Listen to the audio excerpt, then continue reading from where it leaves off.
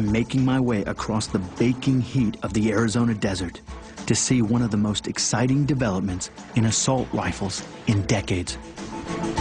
I've heard there's a company called Magpul that's developed a weapon so versatile it can tackle just about any mission you can throw at it. Today, I've been granted an exclusive opportunity to see an assault rifle that could be a replacement for the M4. And what better location to test it out than an exclusive place like the Scottsdale Gun Club.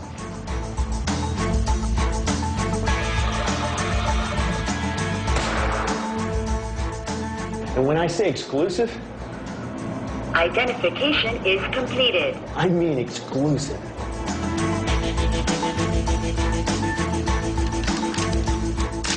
It's here that I've been given unique access to the Magpul Masada.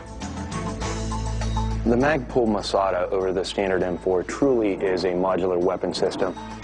Former federal counterterrorism instructor Chris Costa brought his operational experience to the Masada's development. They could do a wish list and say, these are the things that I would do to the weapon system to improve it. You would probably end up with this gun.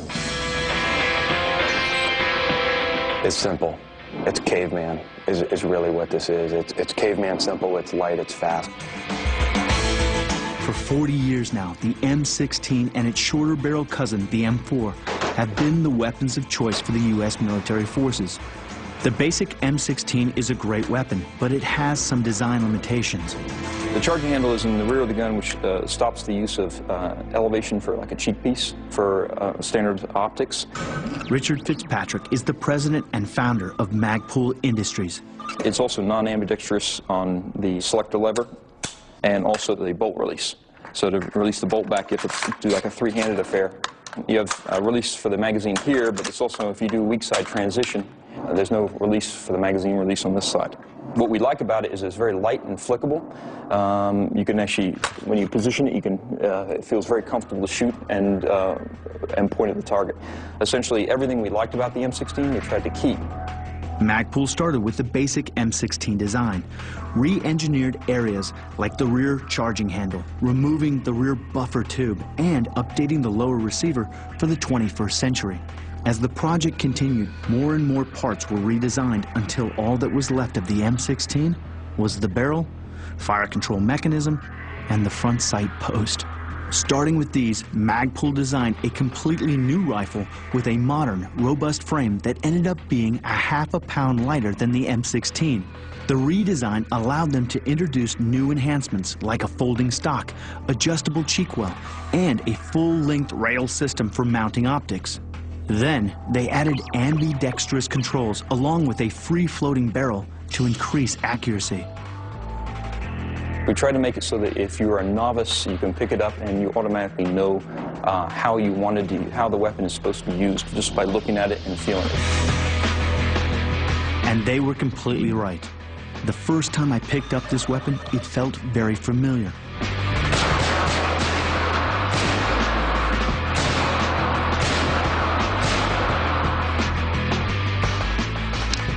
It's a great weapon. It feels very comfortable. It feels like the kind of firing an M4, but it doesn't have any of the charging handle getting in the way. I'll tell you, the fact that I can go, if I was a left-handed, that it would feel exactly the same as if I were a right-handed, that's definitely a benefit. So this weapon is good to go. It's ready to go into a room, and it fires a 5.56, which is a standard round for an infantry assault rifle. It feels really comfortable. It locks in tight. It's grouped into the shoulder, no problem.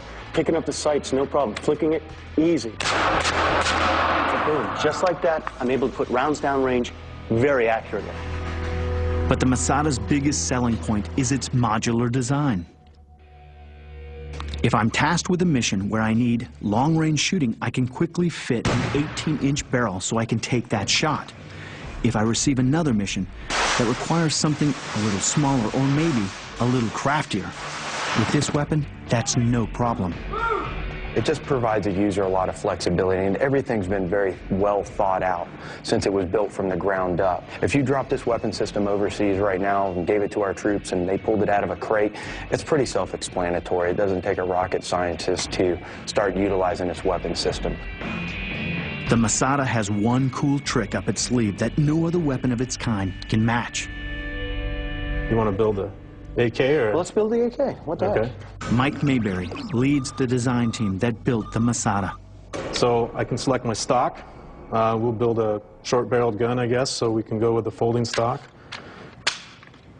Then this gets mated to the receiver. And you want to keep this as simple as possible, especially if you've got to clean it in the field. Right. So there's my base gun. Now I select my barrel. Which one would you like? Let's go with a little bit, with the middle. 14 and a half inch, okay. So my barrel's in. I've got a short grip here. There's your gun. Just like that. Yep.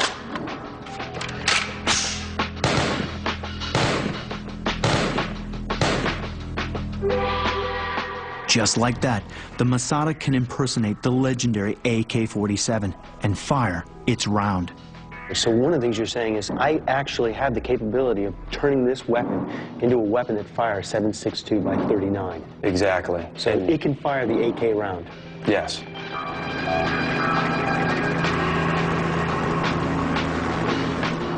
Why would you need a weapon that can transform itself from a standard NATO round to, well, a round that isn't a NATO round?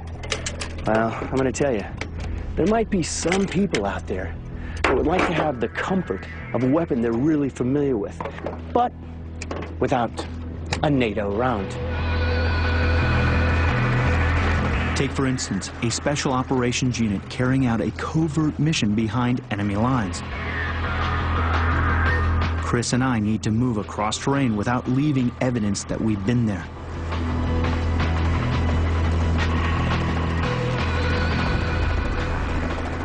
With the Masada configured to fire the same rounds as the AK-47, we can use our enemy's rounds. It's a clever way to leave a very light footprint.